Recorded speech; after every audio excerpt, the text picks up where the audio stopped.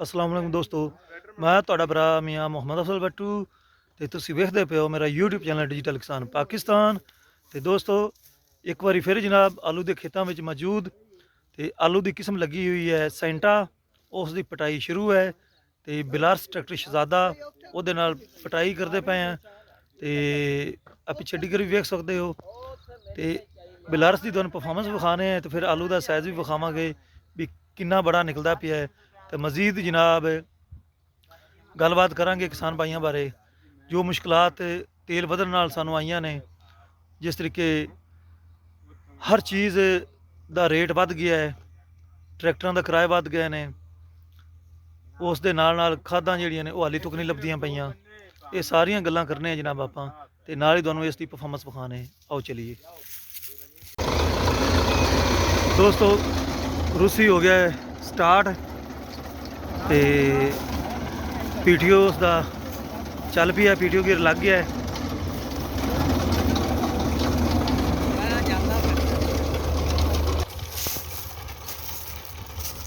ਦੋਸਤੋ ਇੱਕ ਸਾਈਡ ਤੇ ਆ ਗਏ ਹਾਂ ਜਨਾਬ ਤੇ ਇੱਥੋਂ ਹੁਣ ਪਟਾਈ ਸ਼ੁਰੂ ਹੋ ਗਈ ਹੈ। ਪਹਿਲੇ ਸਾਈਡਾਂ ਕਵਰ ਕੀਤੀਆਂ ਨੇ ਤੇ ਉੱਥੋਂ ਚੁੱਕ ਲਏ ਨੇ ਦੋਸਤਾਂ ਨੇ, ਲੇਬਰ ਨੇ ਆਲੂ। ਤੇ ਹੁਣ ਜਨਾਬ ਸਿੱਧੀਆਂ ਖੇਲਾਂ ਨੂੰ ਸ਼ੁਰੂ ਹੋ ਗਿਆ ਹੈ, ਬਲਕਿ ਸ਼ੁਰੂ ਹੋਊਗਾ ਹੈ। ਅੱਛਾ ਕਰ ਲਓ, ਤੋੜੇ ਭਰੇ ਪਏ ਨੇ ਦੋਸਤੋ।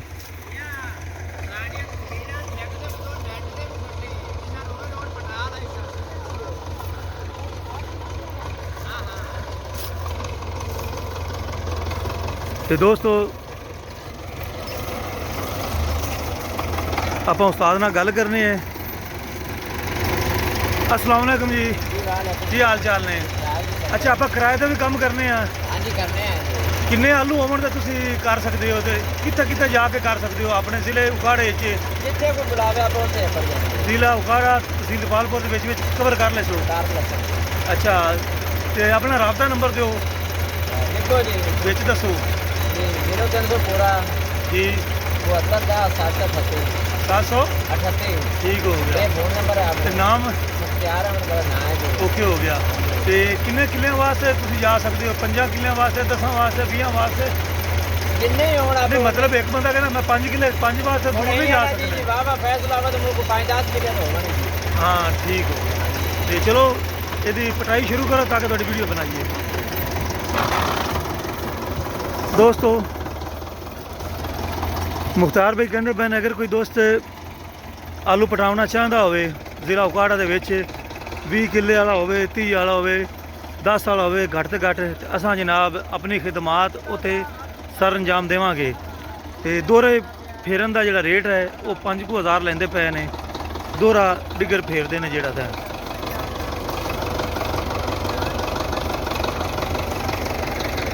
ਇਹ ਦੋ ਜਵਾਨ ਪਿੱਛੇ ਹੈਗੇ ਨੇ ਦੋਸਤੋ, ਇਹਨਾਂ ਨੇ ਆਲੂ ਚੁੱਕਣੇ ਨੇ ਜਿਹੜੇ ਖੇੜੀ ਦੇ ਵਿੱਚ ਆਉਂਦੇ ਪਏ ਨੇ ਤਾਂ ਕਿ ਦੁਬਾਰਾ ਟਰੈਕਟਰ ਆਵੇ ਤੇ ਟਾਇਰ ਦੇ ਥੱਲੇ ਆਲੂ ਨਾ ਜਾਵੇ।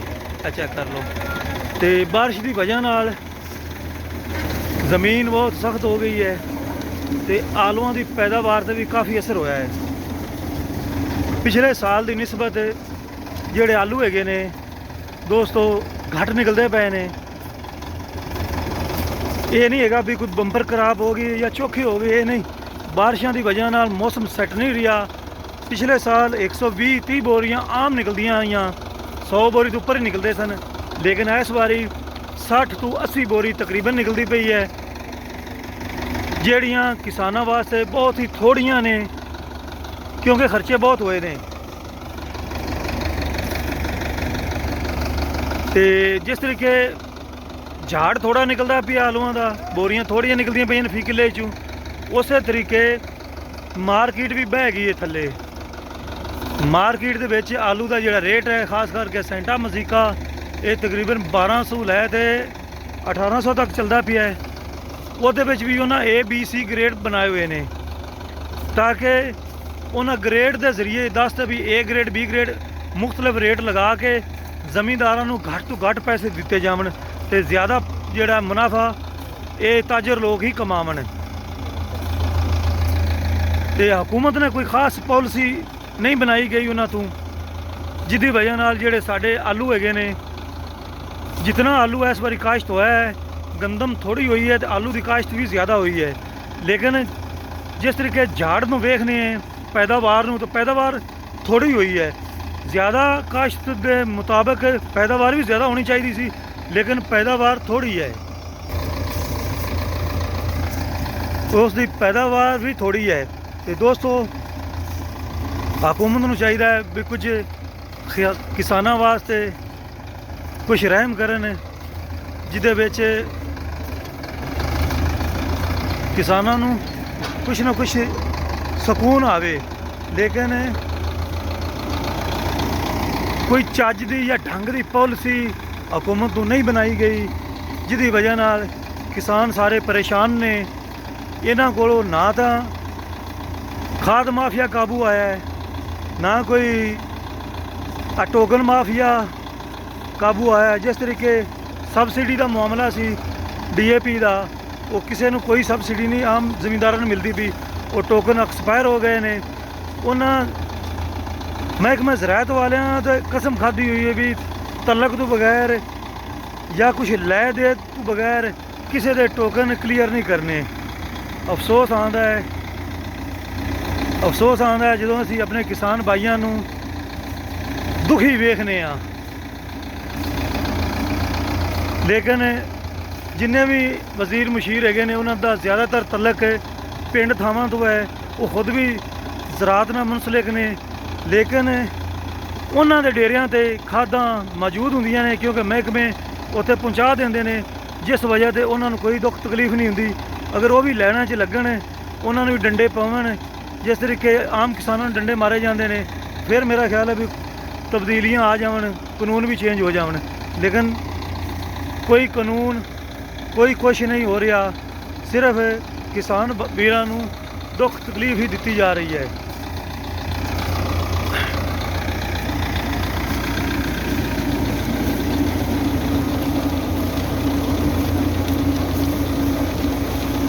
ਦੋਸਤੋ, ਐਡੀਗਰ ਦੇ ਬਾਰੇ ਵੀ ਤੁਹਾਨੂੰ ਦੱਸਦਾ ਚੱਲਾਂ। ਐਡੀਗਰ ਜਿਹੜਾ ਇਹ ਸਾਡੇ ਸ਼ਹਿਰ ਹਵੇਲੀ ਲੱਖਾ ਦਾ ਬਣਿਆ ਹੋਇਆ ਜੇ, ਤੇ ਮਾਸ਼ਾਅੱਲਾ ਇਹ ਕਾਫੀ ਲੰਬਾ ਚੌੜਾ, ਤੇ ਆਲੂ ਜਿਹੜੇ ਹੈ ਤਕਰੀਬਨ ਸੋਹਣੇ ਤੇ ਸਾਫ਼ ਕੱਢਦਾ ਹੈ। ਅੱਛਾ ਕਰ ਲਓ। ਇਹਦੀ ਚੌੜਾਈ ਕਾਫੀ ਜ਼ਿਆਦਾ ਆਮ ਡਿਗਰ ਦੀ ਨਿਸਬਤ ਤੇ ਲੰਬਾਈ ਵੀ ਕਾਫੀ ਹੈ।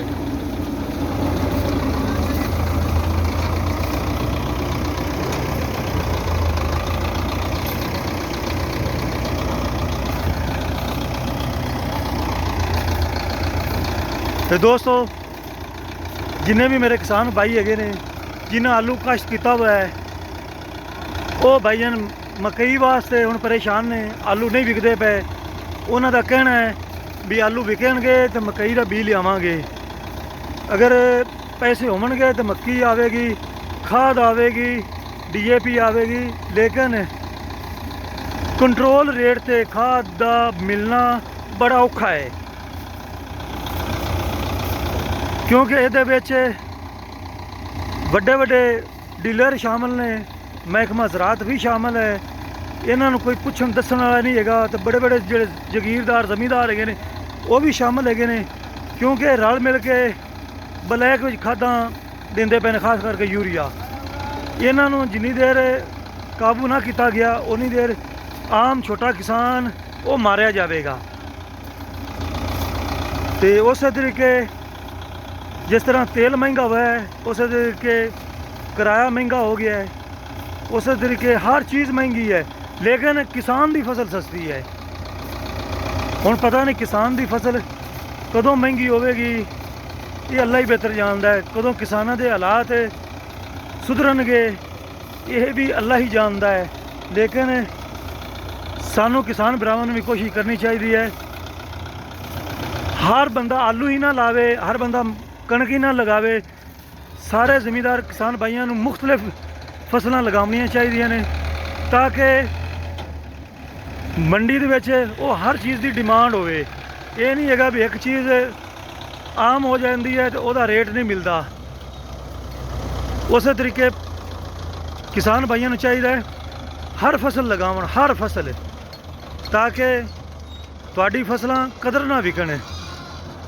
ਜਿਸ ਤਰੀਕੇ ਇੰਡੀਆ ਵਿੱਚ ਹੈ ਉਹਨਾਂ ਨੂੰ ਬਿਜਲੀ ਦੇ ਟਿਊਬਵੈੱਲ ਫ੍ਰੀ ਨੇ, ਤੇ ਸਾਡੇ ਪਾਸੇ ਅਗਰ ਯੂਨਿਟ 500 ਸੜ ਗਿਆ ਹੈ ਉਹਦਾ ਬਿੱਲ ਜਨਾਬ 5000 ਆਇਆ ਪਿਆ ਹੈ, ਤੇ ਨਾਲ 20000 ਰੁਪਇਆ ਫਿਊਲ ਐਡਜਸਟਮੈਂਟ ਤੇਲ ਦਾ ਨਾਲ ਟੈਕਸ ਲੱਗ ਜਾਂਦਾ, ਜੱਗਾ ਟੈਕਸ।